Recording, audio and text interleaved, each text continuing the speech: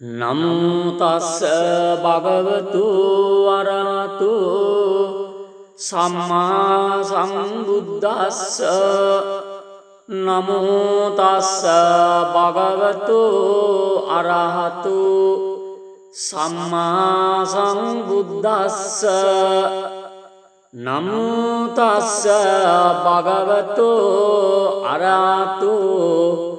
සම්මා සම්බුද්දස්ස එවං මේ සුතං ඒකං සමයං භගවා සාවත්තියං විහරති ජේතවනේ අනාථපිණ්ඩිකස්ස ආරාමේ අතකෝ අඤ්ඤතරා දේවතා අභික්ඛන්තාය රත්ත්‍යා අභික්ඛන්ත වන්නා කේවල කප්පං ජේතවනං ඕභාසිත්වා යේන භගවා තේනුපරංකමි උපරංකමිත්වා භගවන්තං අභිවාදෙත්වා ඒකමන්තං අට්ඨාසි ඒකමන්තං තිතාඛෝසා දේවතා භගවන්තං ගාතාය අජ්ජභාසි පරාභවන්තං පුරිසං මයං පුච්චාම ගෝතමං භගවන්තං පුට්ටුමාගම්ම කිං පරාභවතෝ මුකං සුවිජානෝ බවං හෝති සුවිජානෝ පරාභවෝ ධම්මකාමෝ භවං හෝති ධම්මදේශී පරාභවෝ ඉතිේතං විජානාම පඨමසෝ පරාභවෝ ဒုတိယံ භගවා භූයි කිං පරාභවතෝ මුඛං අසන්තස්ස පියා හොන්ති සන්තේන කුරුතේ පියං අසතං ධම්මං රාජේති තං පරාභවතු මුඛං ඉතිහෙතං විජානාම ဒုတိယ පරාභවෝ තත්තියං භගවා භූයේ කිං පරාභවතු මුඛං නිදාසේලේ සභාසේලේ අනුට්ඨාතාචයෝ නරෝ අලසෝ කෝද පඤ්ඤානෝ තං පරාභවතෝ මුඛං ඉතිහෙතං විජානාම තතියස පරාභවෝ චතුත්තං භගවා භූයේ කිං පරාභවතෝ මුඛං සෝමාතරං වා පිතරං වා ජින්නකං ගතයොබ්බනං पाहु संतो न भारते तं पराभवत मुखम् इत्येतं विजानाम चतुर्थो स पराभवो पंचमं भगवा ब्रूहि किं पराभवतो मुखम् यो ब्राह्मणं वा समनं वा अन्यं वापि वनिभकं मुसावादेन वञ्चेते तं पराभवतो मुखम् इत्येतं विजानाम पंचमस पराभवो षष्ठमं भगवा ब्रूहि किं पराभवतो मुखम् पहुतवित्तो पुरिषो साहिरण्य सभोजन एक भुञ्जते साधुनि तं पराभवतो मुखम् इत्येतं विजानाम षष्ठमस पराभवो सप्तमं भगवा ब्रूहि किं पराभवत मुखम् जाति तद्दो धन तद्दो गत तद्दो चयनरो संज्ञातिं अतिमन्येते तं पराभवत मुखम् इत्येतं विजानाम सप्तमस पराभवो अष्टमं भगवा ब्रूहि किं पराभवत मुखम् इति दुत्तो सुरादुत्त अक्खदुत्त चयनर लद्दं लद्दं विनाशेति तं पराभवत मुखम् इत्येतं विजानाम अष्टमस पराभवो नवमं भगवा ब्रूहि किं पराभवत मुखम् सेहिदारे सन्तुष्ट वेश्यासु पदिष्यते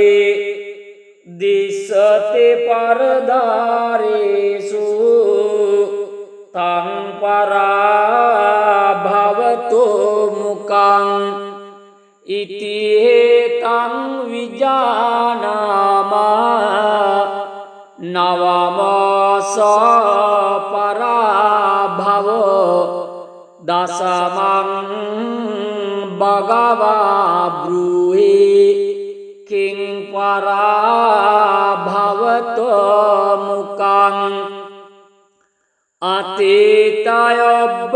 अतीतयौवनपोषो आनेति तिम्बरुत्तनिं तसा ईशान सुपति तं पराभवत मुखम् इत्येतं විජානාම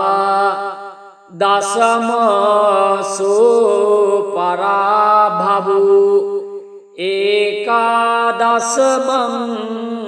භගවා බ්‍රූහි කිං පරාභවත මුකං ඉති සණ්ඩින් විකිරණින් පුරිසං වාපිතාදිසං ඉස්සරියස්මින් තපාපේතේ තං පරාභවත මුකං ඉති හේතං විජානාම ඒකාදසමසෝ පරාභවු ද්වාදසමං භගවා භූයේ කිං පරාභවත මුකං අපභෝගෝ මාතන්නෝ කත්තියේ ජායතේ කුලේ සච රජ්ජං පත්තයති තං පරාභවත මුකං ඒතේ පරාභවේ ලෝකේ පණ්ඩිතෝ සමවෙක්ඛිය අරිය දස්සන සම්පන්න සලකං භජතේ සිවං තේ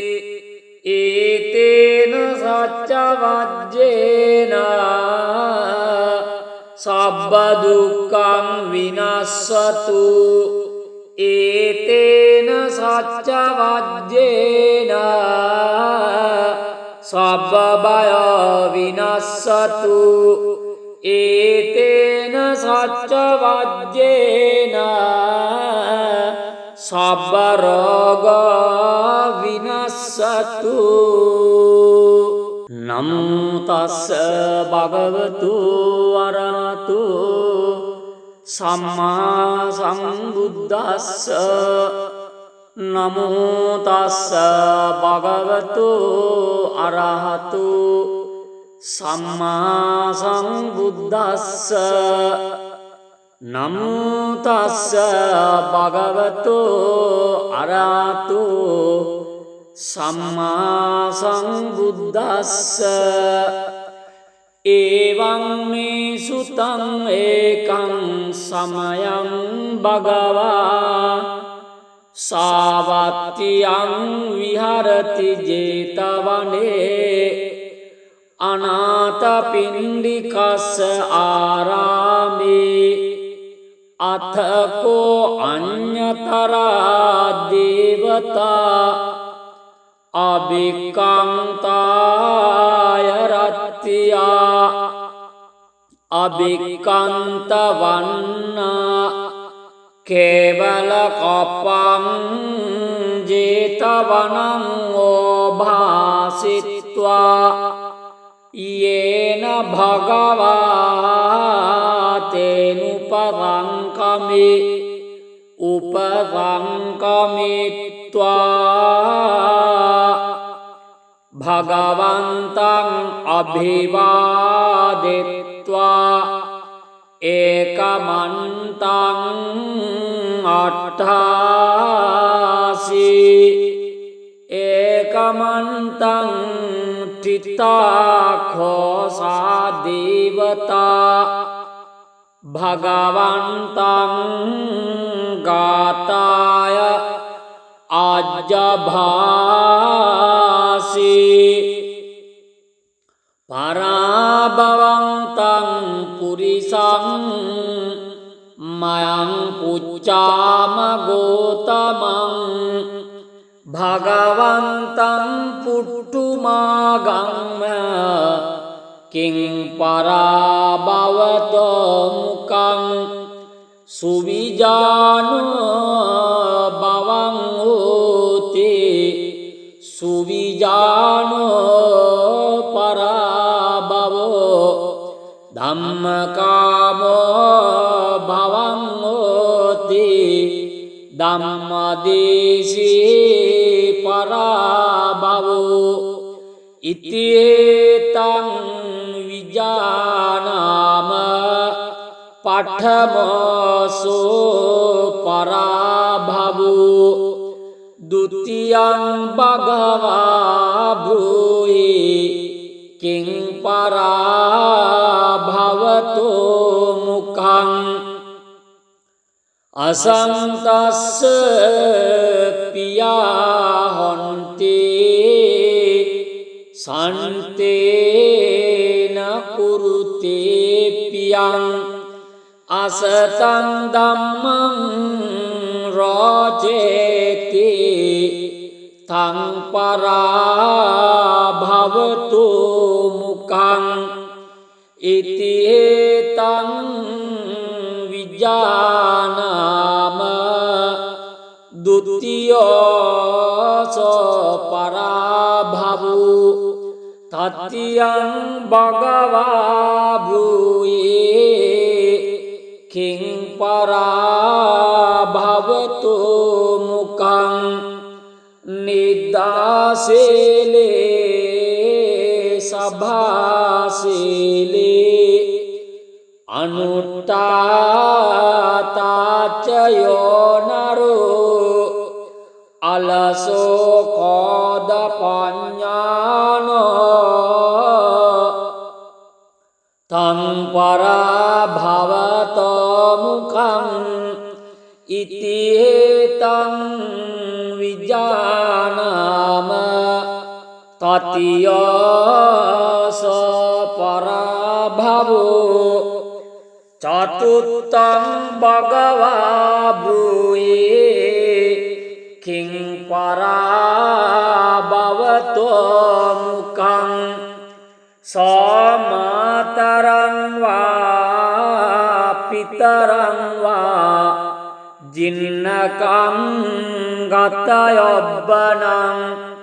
පාහුසන්තෝ නභරතේ තං පරාභවතෝ මුඛං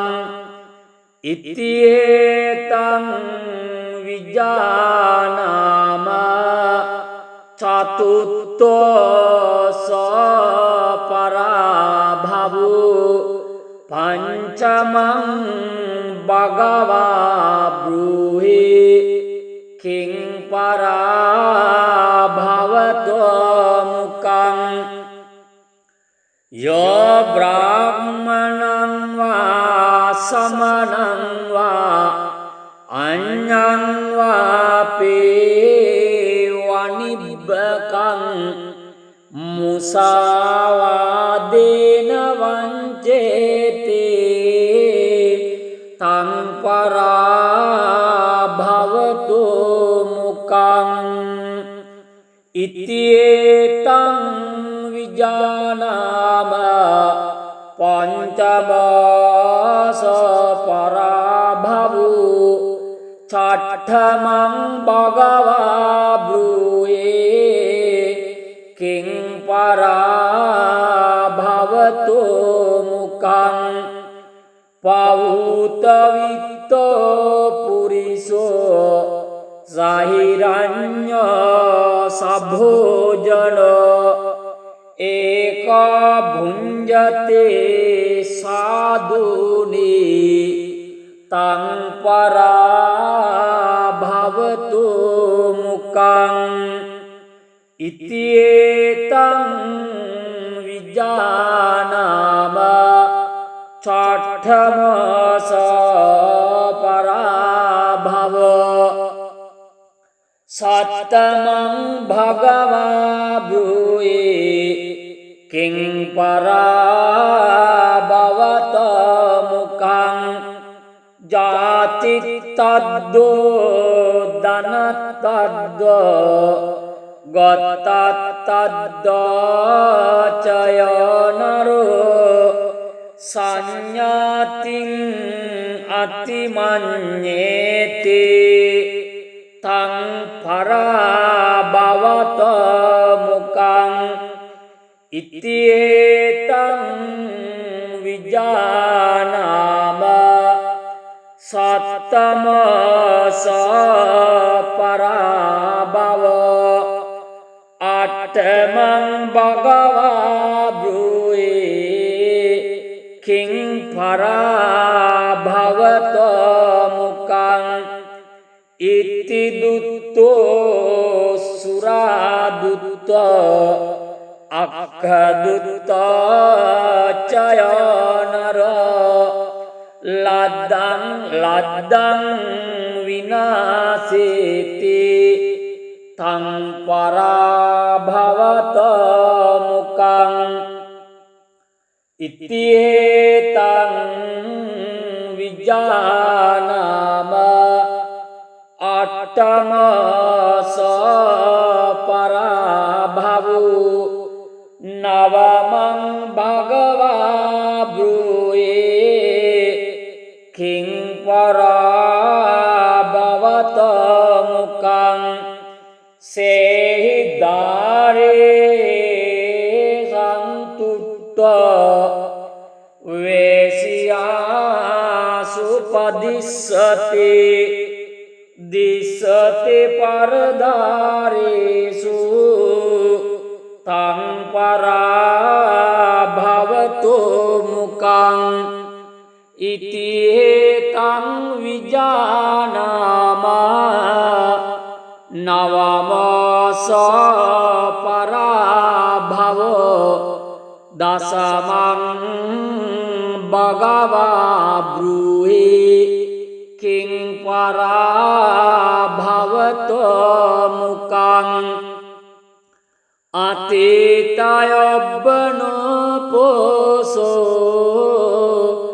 ආනේති තිම්බරුත්තනින් තසයිසාන සුපති තං පරාභවතෝ මුකං ඉතිේතං විජානාම දසමසෝ පරාභවෝ ඒකාදසමං භගවා බ්‍රූහි කිං පරාභවත මුකං ඉති සණ්ඩින් විකිරණින් පුරිසං වාපිතාදිසං ඉස්සරියස්මින් තපාපේතේ තං පරාභවත මුකං ඉතිහෙතං විජානාම ඒකාදසමසෝ පරාභවෝ ද්වාදසමං භගවා බ්‍රූයේ කිං පරාභවතෝ මුකං අපභෝගෝ මාතන්නෝ khatiye ජායතේ කුලේ සච රජ්ජං පත්තයති තං පරාභවතෝ මුකං ඒතේ පරාභවේ ලෝකේ පණ්ඩිතෝ සමවෙක්ඛිය අරිය දස්සන සම්පන්න සලකං භජතේ සිවං තේ ඒතේන සච්ච වජ්ජේන සබ්බ දුක්ඛං විනස්සතු ඒතේන සච්ච වජ්ජේන සබ්බ බය විනස්සතු ඒතේන සච්ච වජ්ජේන සබ්බ රෝග විනස්සතු නමෝ තස්ස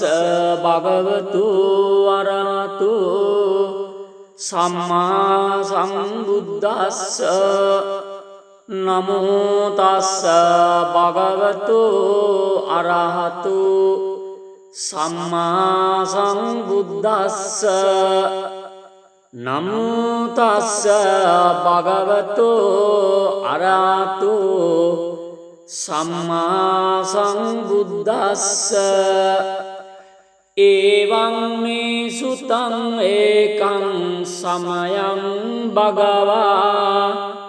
සාවත්තියං විහරති ජේතවනේ අනාථපිණ්ඩිකස්ස ආරාමේ අතකෝ අඤ්ඤතරා දේවතා අභික්ඛන්තාය රත්ත්‍යා අභික්ඛන්ත වන්නා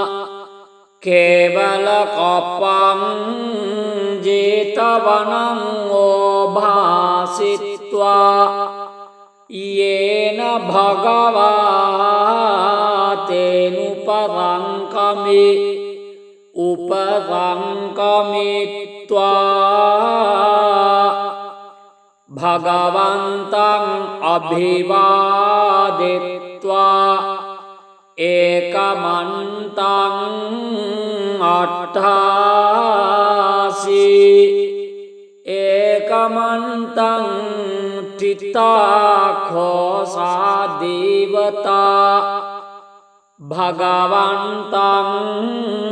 ගාතාය අජ්ජභාසි පරාභවන්තං පුරිසං මයං පුච්චාම ගෝතමං භගවන්තං පුට්ටුමාගම්ම කිං පරාභවතෝ මුකං සුවිජානෝ බවං හෝති සුවිජානෝ පරාභවෝ ධම්මකාමෝ භවං හෝති ධම්මදේශී පරාභවෝ ඉතිේතං විජානාම පඨමසෝ පරාභවෝ ဒုတိယံ භගවා භූයි කිං පරාභවතෝ මුඛං අසංතස්ස පියා හොන්ති සන්තේන කුරුතේ පියං අසතං ධම්මං රෝචේති තං පරාභවතු මුඛං ඉතිහෙතං විජානාම ဒုတိယ පරාභවෝ තත්තියං භගවා භූයේ කිං පරාභවතු මුඛං නිදාසේලේ සභාසේලේ අනුට්ඨාතාචයෝ නරෝ අලසෝ කෝද පඤ්ඤානෝ තං පරාභවතෝ මුඛං ඉතිහෙතං විජානාම තතියස පරාභවෝ චතුත්තං භගවා භූයේ කිං පරාභවතෝ මුඛං සෝමාතරං වා පිතරං වා ජින්නකං ගතයොබ්බනං पाहु संतो न भारते तं पराभवत मुखं इत्येतं विजानाम चतुर्थो स पराभवो पंचमं भगवा ब्रूहि किं पराभवतो मुखं यो ब्राह्मणं वा समनं वा अन्यं वापि वनिभकं मुसावादेन वञ्चेते तं पराभवतो मुखम् इत्येतं विजानाम पंचमस पराभवो छठमं भगवा ब्रूहि किं पराभवतो मुखं पौतवित्तो पुरिषो साहिरण्य सभोजन एक भुञ्जते साधुनि तं पराभवतो मुखम् इत्येतं विजानाम छठमस पराभवो सप्तमं भगवा ब्रूहि किं पराभवत मुखं जातिस्तद्दो धनस्तद्दो गतस्तद्दो चयनरो संज्ञातिं अतिमन्येते तं पराभवत मुखं इत्येतं विजानाम सप्तमस पराभवो अष्टमं भगवा ब्रूहि किं पराभवत मुखं इति दुत्तो सुरादुत्त अक्खदुत्त चयनर लद्दं लद्दं विनाशेति तं पराभवत मुखम् इत्येतं विजानाम अष्टमस पराभवो नवमं भगवा ब्रूहि किं पराभवत मुखं सेहिदारे सन्तुष्ट वेश्यासु पदिष्यते दिशते परदारेषु तं पराभवतो मुखम् इत्येतं विजानाम नवमस पराभवो दशमं भगवा ब्रूहि किं पराभवतो मुखम् अतीतयौवनपोषो आनेति तिम्बरुत्थनिं तसा ईशान सुपति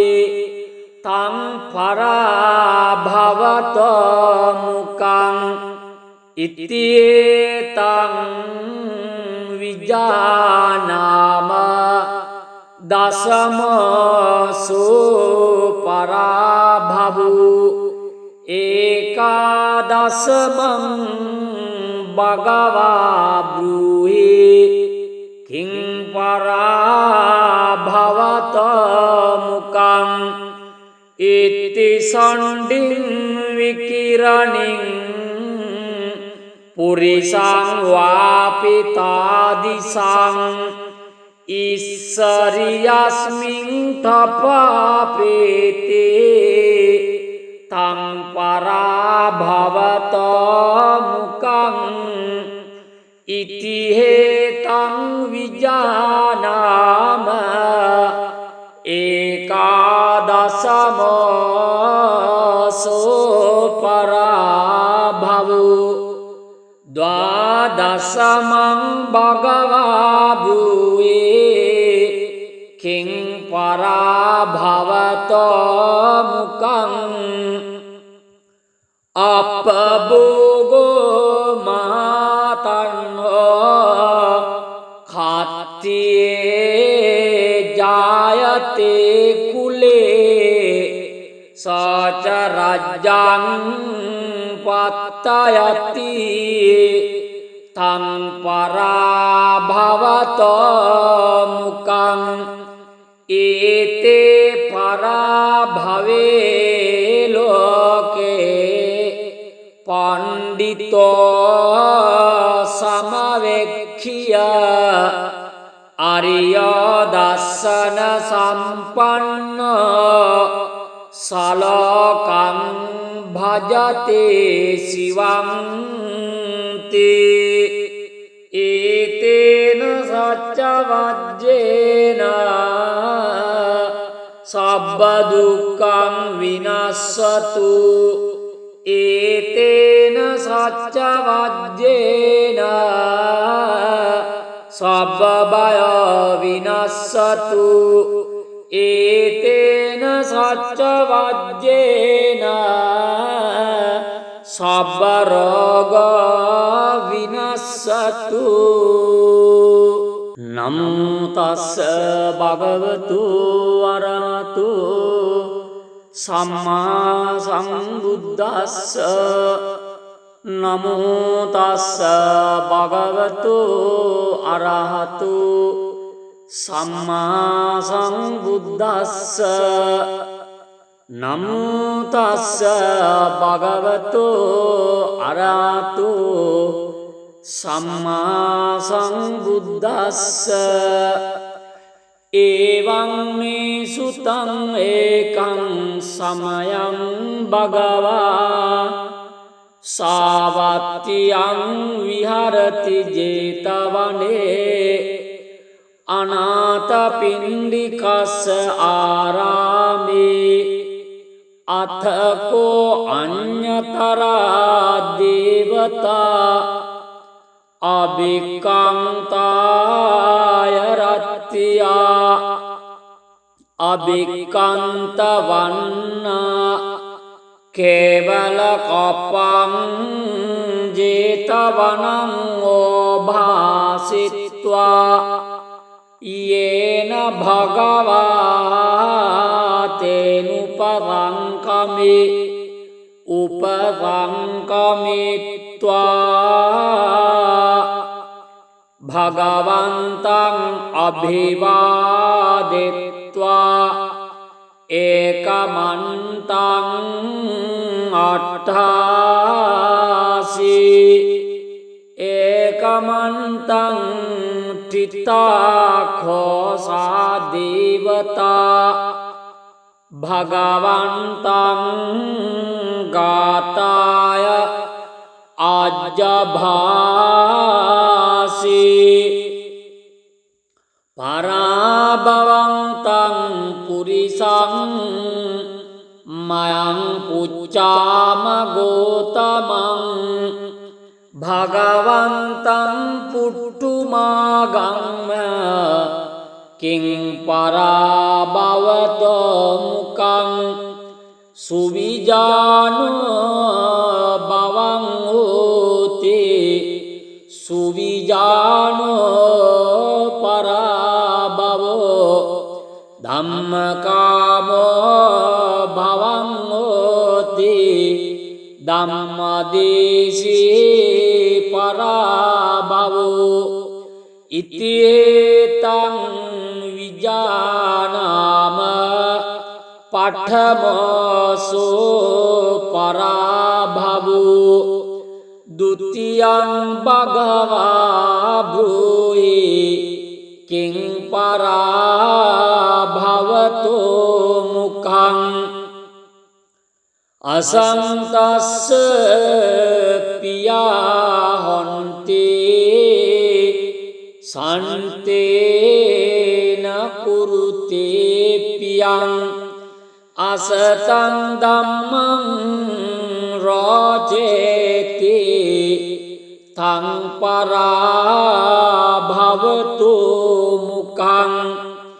ඉතිහෙතං විජානාම ဒုတိယ පරාභවෝ තත්තියං භගවා භූයේ කිං පරාභවතු මුඛං නිදාසේලේ සභාසේලේ අනුට්ඨාතාචයෝ නරෝ අලසෝ කෝද පඤ්ඤානෝ තං පරාභවතෝ මුඛං ඉතිහෙතං විජානාම තතියස පරාභවෝ චතුත්තං භගවා භූයේ කිං පරාභවතෝ මුඛං සෝමාතරං වා පිතරං වා ජින්නකං ගතයොබ්බනං පාහුසන්තෝ නභරතේ තං පරාභවතෝ මුඛං ඉතිහෙතං විජානාම චතුත්ථෝස පරාභවෝ පංචමං භගවා බ්‍රූහි කිං පරාභවතෝ මුඛං යෝ බ්‍රාහ්මණං වා සමනං වා අඤ්ඤං වාපේ වනිබ්බකං මුසාවාදේන වංචේති තං පරාභවතු මුඛං ඉතියේතං විජානාම පංචමාස පරාභවෝ චට්ඨමං භගවා භූයේ කිං පරාභවතු මුඛං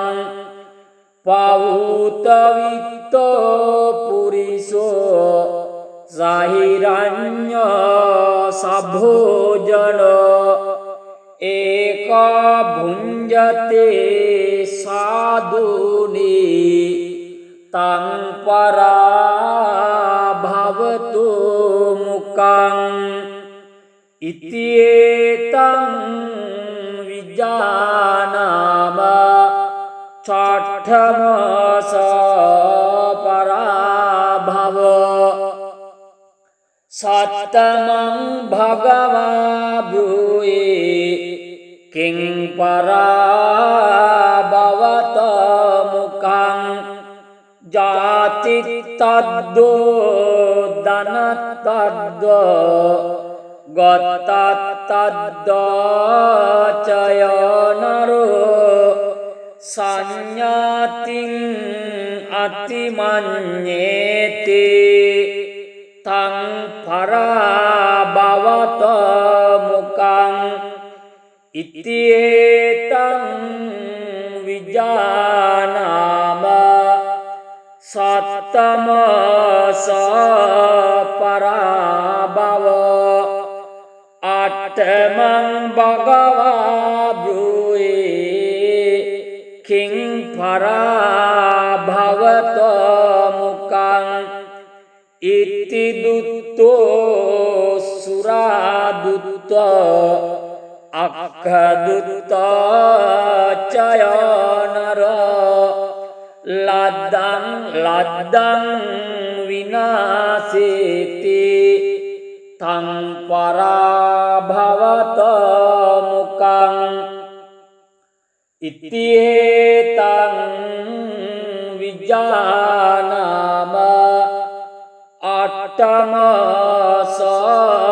पराभवो नवमं भगवा ब्रूये किं पराभवत मुखं सेहिदारे सन्तुष्ट वेश्यासुपदिशते दिशते परदारेषु तं पराभवतो मुखं इत्येतं विजानाम नवमस पराभवो दशमं भगवा ब्रूहि किं पराभवतो मुखं अतीतयौवनपोषो